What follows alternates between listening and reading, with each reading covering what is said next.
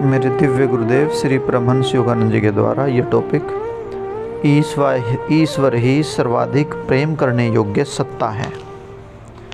केवल ईश्वर ही प्रेम करने के योग्य हैं। कदापि न सोचे कि ईश्वर आपकी प्रार्थनाओं का उत्तर नहीं देते। प्रत्येक शब्द जो आपने उनके प्रति मन में फुसफुसाया है, उन्होंने अपने हृदय में आपके उन शब्दों को लिख लिया है और किसी दिन वे आपको इसका उत्तर देंगे। यदि आप उनकी और उन अनेक ढंगों की जिनसे वे उत्तर देते हैं प्रतीक्षा कर रहे हैं, तो आप जानेंगे कि वास्तव में वे आपको प्रत्येक बार उत्तर देते हैं। यदि आप अति उत्सुक हैं तो वे उत्कृष्ट ढंगों से उत्तर देंगे। केवल दृढ़ता द्वारा उन्हें आने के लिए फुसलाया जा सकता है। ईश्वर विश्व में सर्वाधिक प्रेम करने योग्य सत्ता है। प्रत्येक वस्तु जिसे आप चाहते हैं उनमें है।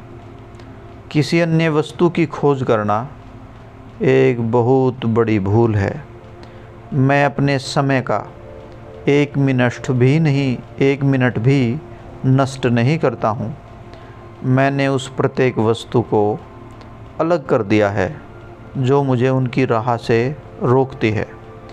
ऐसी प्रसन्नता मैं कदापि अन्य कहीं नहीं पा सकता। मैं ईश्वरीय चेतना की उस अवस्था में रह रहा हूँ और जहाँ मैं हूँ, मैं चाहता हूँ आप भी वहाँ आए। मैं उनके प्रेम का परस्पर आदान प्रदान उन्हें अपने साथ अपने परमपिता के प्रेम में ले जाकर प्राप्त करना चाहता हूँ, जिनके प्रेम को मैंने प्राप्त किया है। एक बार जब मैं बहुत छोटा था, मेरे परिवार ने मुझे विवाह करने के लिए मनाने की कोशिश की। मैंने होने वाली वधू को देखा और मैंने सोचा कि उनका चेहरा उन सब से अधिक सुंदर है जिन्हें मैंने देखा था। मैंने ईश्वर को कहते सुना, तुम विवाह क्यों नहीं करते? परंतु मैंने कहा, क्या आप अधिक आश्चर्यजनक नहीं हैं? मैं वह चेहरा नहीं चाहता, मैं आपको चाहता हूँ जो उस चेहरे के पीछे हैं। वर्षों बाद मैंने देखा उसका सौंदर्य आयु के साथ कैसे फीका पड़ गया, परंतु मेरा ईश्वर में आनंद सहस्त्र गुणा बढ़ गया था। विवाह उनके लिए है जो अंतःकरण में सन्यासी के इस दृढ़ निश्चय को अनुभव नहीं करते कि मात्र ईश्वर ही पर्याप्त हैं। परंतु जो विवाहित हैं वे ईश्वर को प्राप्त करने में वर्जित नहीं हैं, वे भी योग्य हैं। विवाह की दिव्य मित्रता का प्रयोजन उस उद्देश्य की ओर एक दूसरे की सहायता करना है। विवाह का मतलब है कि एक व्यक्ति दूसरे व्यक्ति को सहायता करे। वास्तव में कोई भी विवाह ईश्वर के प्रेम के बिना पूर्णतः सफल नहीं हो सकता। जब पति और पत्नी दोनों ईश्वर को प्रेम करेंगे तो ही विवाह संपन्न होगा, तो ही विवाह सफल होगा। वैवाहिक संबंध को सौहार्दपूर्ण बनाने के लिए असर्त प्रेम की आवश्यकता होती है।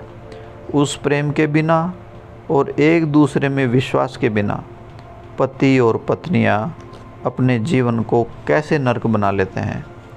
विवाहित जोड़े निकटतम संबंधों में भी अति छिपाऊ होते हैं और बातों को अपने तक ही रखते हैं। आरंभ में वे प्रत्येक बात को परस्पर बांटते हैं, परंतु जब वो मतभेद और झगड़े आरंभ कर देते हैं तो वे पीछे हट जाते हैं और अपने चारों ओर एक दीवार खींच लेते हैं।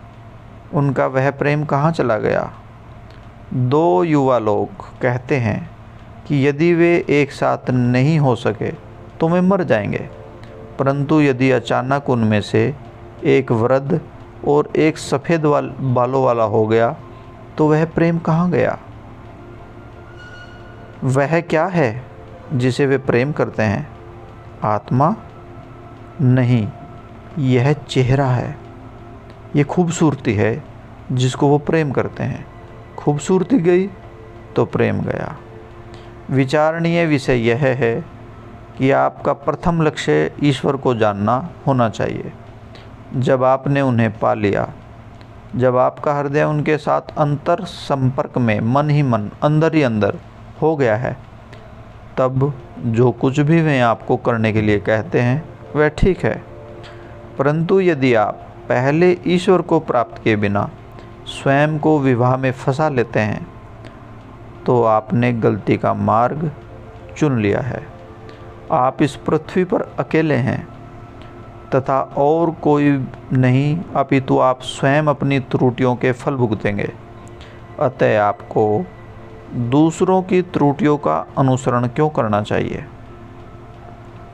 आपको अपना जीवन वैसे ही जीना चाहिए जैसे आप समझते हैं कि आपको जीना चाहिए। अपनी बुरी आदतों को उन नए कार्यों द्वारा पोषित न करते रहें जो उन्हें शक्तिशाली बनाते हैं। दुर्बल व्यक्ति कहता है, मैं धूम्रपान करता हूँ और अब मैं छोड़ नहीं सकता। हाँ, धूम्रपान करने से पहले उसे कदापि वह आवश्यकता अनुभव नहीं हुई थी। स्वतंत्र हो जाओ। जब ईश्वर का अनंत आनंद तथा शांतिदायक प्रकाश आता है, जब ईश्वर का अनंत आनंद और शांतिदायक प्रकाश आते हैं, तब अन्य कुछ भी महत्व नहीं रखता। जब वे प्रकट होते हैं आनंद और प्रकाश के रूप में, तब कोई इच्छा बाकी नहीं रह जाती। तब बाह्य अनुभव भी प्रमाणित करेंगे कि जो आप भीतर पाते हैं वह सत्य है। जय गुरु।